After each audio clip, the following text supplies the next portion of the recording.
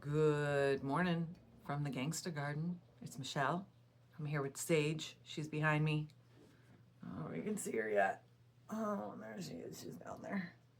Oh, there she is. She's keeping me company, like always. So I wanted to come on today because of a lot of reasons, but mainly because I put a post up on Facebook last night that I've been wanting to write and I wasn't sure how to say what I wanted to say. But anyway, this book here gave me a lot of inspiration for what I'm going to talk about today.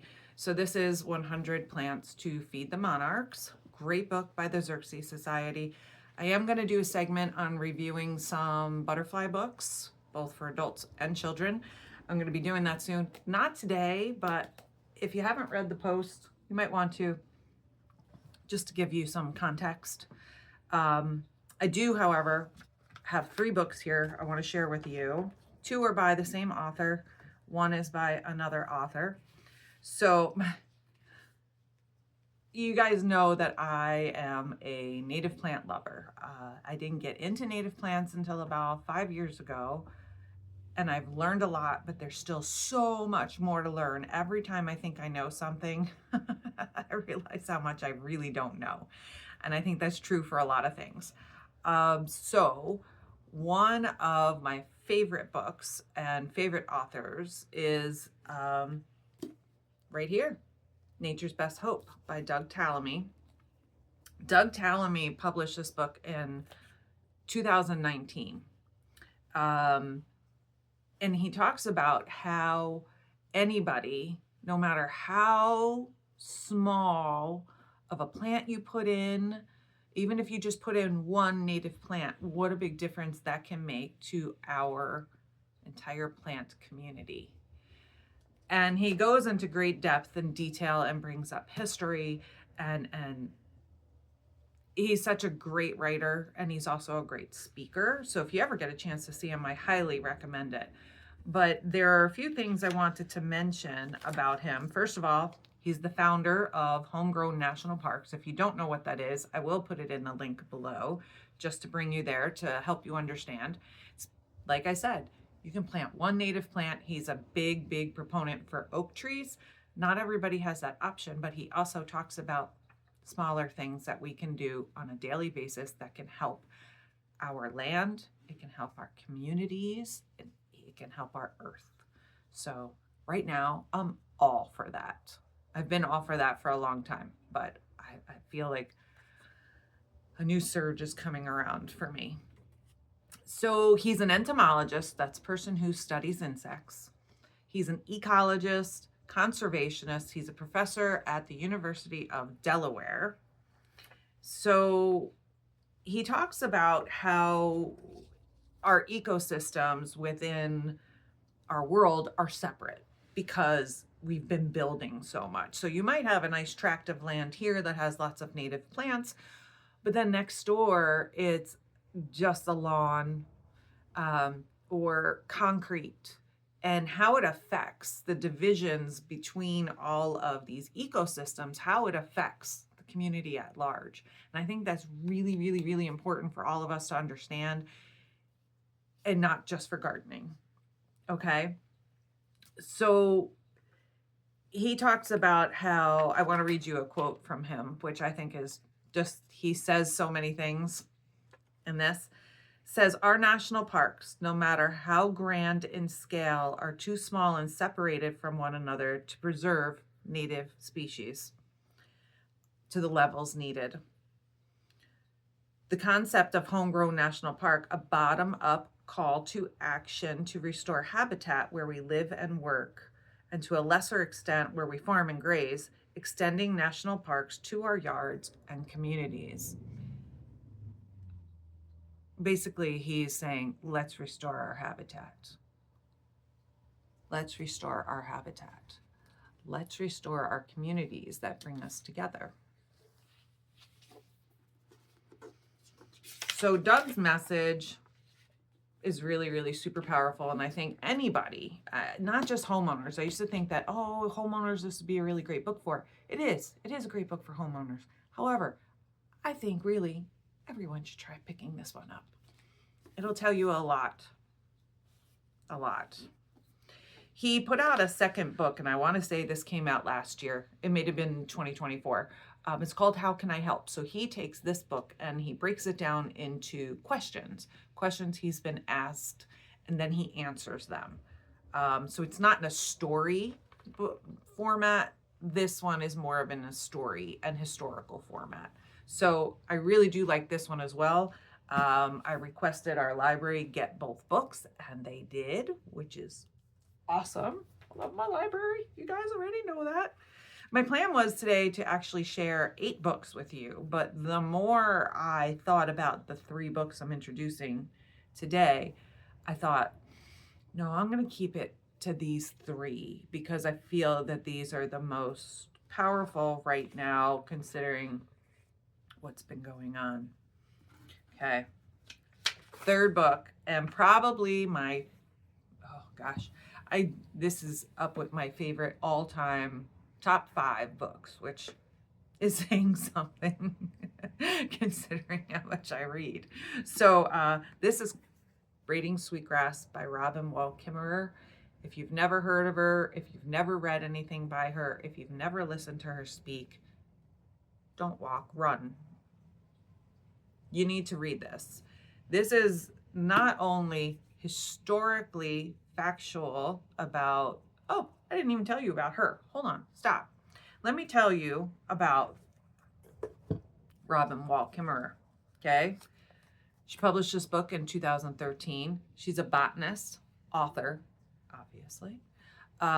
She's the director of the Center of the Native Peoples and the Environment, State University of New York College of Environmental Science and Forestry. That was a lot to say, but I want to give her full credit because she worked really hard to get all the degrees she did. She is a storyteller, scientist, poet, historian, and she's also a Native American. She's from the Potawatomi tribe. And I have read this book. I have listened to this book on Audible, and let me tell you, this woman's voice, she has the most beautiful, soothing, calming voice. I need to pick that up. I need to start listening to that again once I'm done with the book I'm reading now. She speaks in a lyrical way, and she talks about plants and science and diversity within our ecosystems and how important all the diversity is. You have a lawn, say, there's no diversity there. You never see bees on the lawn unless you have dandelions or clover or something. There's a reason you don't see them there, because there's no diversity. There's nothing for them there. However, when you start to introduce native plants and plants that improve the community, you're going to get a lot more wildlife.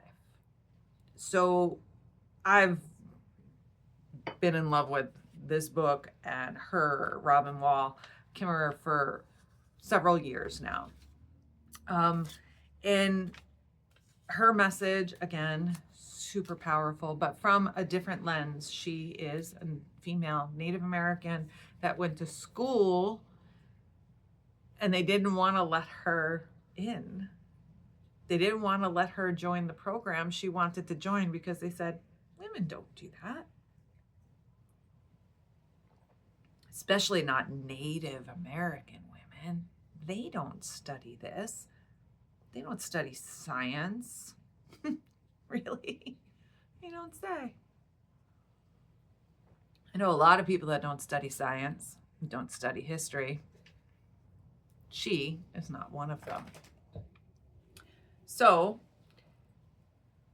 those are my top 3 books for if you want to get started in the native plant movement, which according to the podcasts I'm listening to lately, it's a huge movement.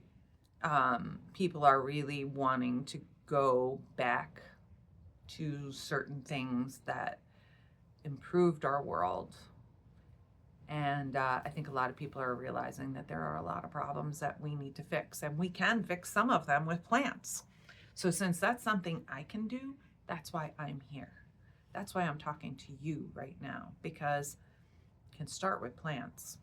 It doesn't have to stay there, or it can stay there, however it works for you. But if you want to be a rebel, you want to be part of a revolution, you want to help make a change and be the change you want to see in this world, grab this,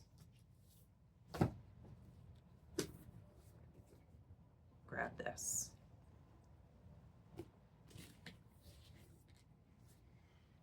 So, talking about native plants, which I do all the time, I did want to share some information with you.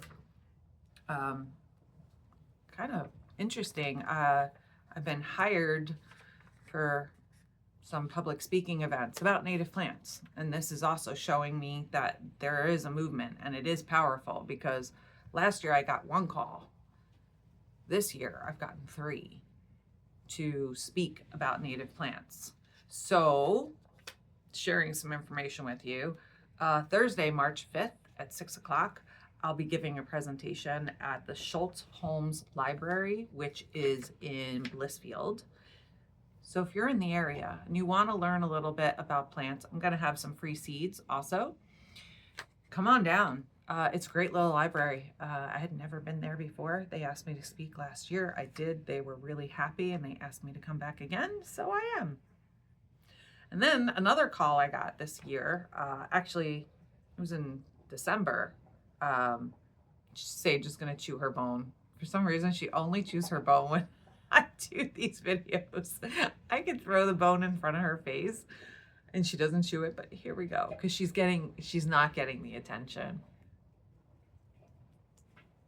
That's her. That's her form of rebellion. So sorry for the chewing. So the other call I got was from the Garden City Garden Club, and they're putting on their first conference this March 15th. It's a Saturday. They're going to have it from 9 to 5. It's going to be at the Garden City High School Auditorium. There's going to be vendors. There's going to be 6 speakers. I'm one of them. The head speaker, the keynote, she's written like 4 books. They're flying her in from New York, so I feel like it's going to be some interesting talks going on. So that one will be interesting. Apparently there's over 200 people that have signed up so far. If you want to sign up, it is $75, but it does include lunch and breakfast. So that's good. Food, yeah, I'm there for food. So there's going to be vendors, there's going to be raffles, there's going to be baskets you can bid on. There's going to be a lot of really cool stuff. So if you're in the area on March 15th, or you head to the area to come see us, come on down. They seem very excited for me to talk about native plants. This conference is called Beyond the Bloom. So I'm actually doing 2 speaking parts. I'm going to talk for about 40 minutes about native plants, which is really hard because I could go on and on and on and on about them. And then they wanted me to do about a 20-minute piece about monarch way stations. So roughly an hour, I'll talk. And then I'll have a table set up with things about native plants and what you can do, and some literature, and I'll have some pictures. So come on down if you'd like to. That would be interesting. So I'm hoping to have to get some people to plant some native plants in their backyard. If it's just 1 plant, okay. That's fine. That's more than fine, actually, because it's a start. So we got to start somewhere. And if it means starting with 1 plant to create change and to create the world we want to see, then 1 plant it is. I wanted to read a quote by Robin Wall. And I love this quote. It is in this book, as a matter of fact. To love a place is not enough. We must find ways to heal it. Let's do some healing, guys. I beg you. That's all I got for today. Have a great weekend. Stay safe.